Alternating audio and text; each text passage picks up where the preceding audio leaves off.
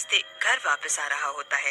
तभी उसे वही आवाज सुनाई देती है, बचा लो मुझे, ये मेरी गर्दन काट रहा है, बचा लो मुझे। ये तो वही आवाज है।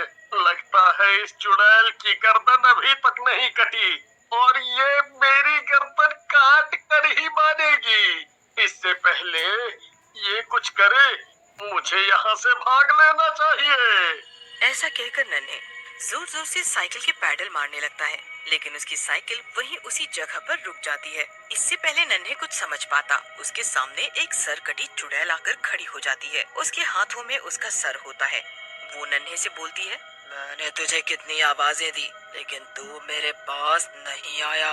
ये देख, वो शैतान मेरी गर्दन काट कर चला गया, लेकिन ये सर जोड़ सकता है। तू इसे उठाकर मेरी गर्दन पर रख दे। सिर्फ इन्हें अपना सर जोड़ने को बोल रही हूँ। अगले दिन बेहोश पड़े नन्हे को गोपी नाम का गांव वाला देखता है और बोलता है, अरे ये तो नन्हे है, लेकिन ये यहाँ क्यों सो रहा है? लगता है इसकी पत्नी ने इसे घर से भगा दिया है। गोपी की बात सुनकर उसके साथ खड़ा छुट्टन बोलता है, अरे गोपी भैया, ये नन्हे बेहोश है, समझे? सो नहीं रहा, तुम इसके पास ठहरो, हम इसकी पत्नी और गांव वालों को बुला कर लाता हूँ।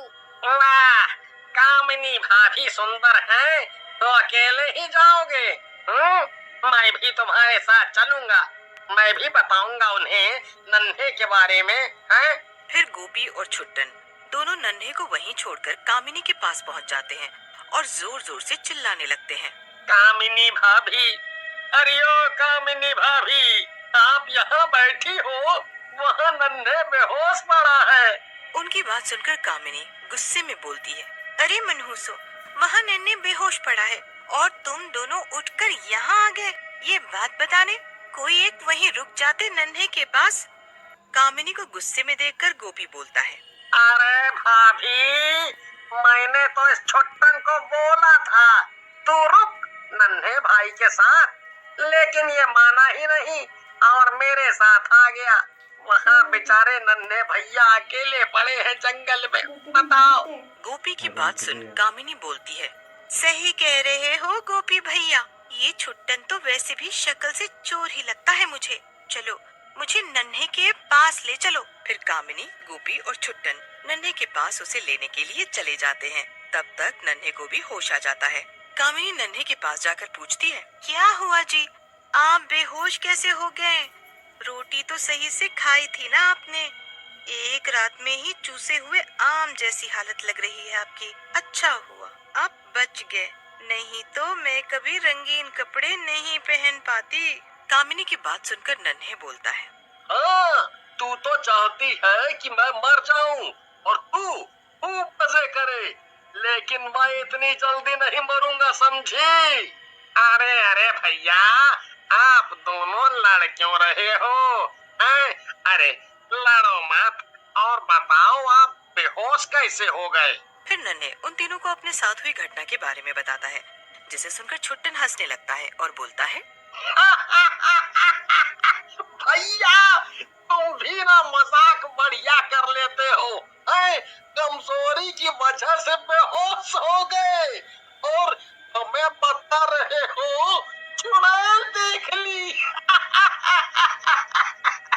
नन्हे उन तीनों को यकीन दिलाने की बहुत कोशिश करता है, लेकिन वो तीनों उसकी कोई बात नहीं मानते। फिर नन्हे बीमार हो जाता है और कई दिनों तक घर से नहीं निकलता। एक दिन कामिनी नन्हे के पास आती है और बोलती है, अजी सुनते हो, गांव वाले आज बातें कर रहे थे कि गांव में कोई सरकटी चुड़ैल घूम रही है और लोगों को मार भी रही है।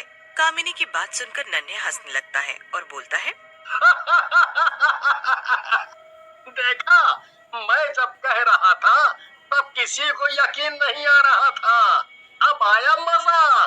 मैंने सच में चुड़ैल देखी थी। हाँ ठीक है, तुमने देखी थी मान गई, लेकिन कहीं वो चुड़ैल हमें भी न मार डाले।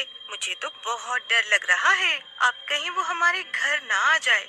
फिर उसी रात जब कामिनी और नन्हे अपने घर में सो रहे होते हैं, तभी घर के दरवाजे पर जोर जोर से दस्तक होती है। शोर सुनकर कामिनी उठ जाती है। अब कौन आ गया इतनी रात को यहाँ? मुझे लगता है इन्हीं का कोई रिश्तेदार होगा। जब से बीमार हुए हो ये घर तो होटल ही बन गया है।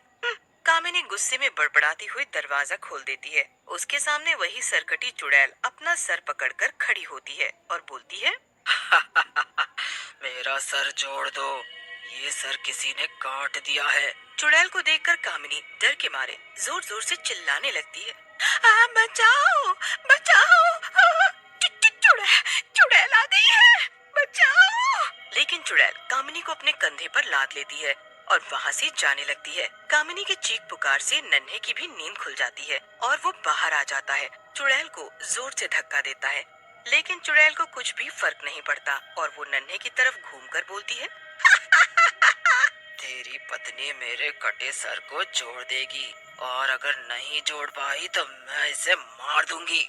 फिर चुड़ैल घूमकर वापस जाने लगती है, लेकिन नन्हे वहाँ पड़े एक डंडे से चुड़ैल के पैरों पर जोर से वार करता है। चुड़ैल वहीं गिर जाती है। उसके हाथों से कामिनी छूट जाती है। तेरी इतनी हिम्मत कि तू मुझे मारेगा, मैं तेरी जान ले लूंगी, समझा? आज तेरी मौत पक्की है, समझ ले। ऐसा कहकर चुड़ैल नन्हे को गर्दन से पकड़ लेती है और गला दबाने लगती है। आया मजा, मेरे ऊपर हमला करने चला था, अब तुझे कोई नहीं बचा सकता। अपनी मौत को सामने देख नन्हे भगवान शिव के नाम का जाप करने लगता है। ये देख चुड़ैल बोलती है, तुझे कोई नहीं बचा सकता, अब समझा तू?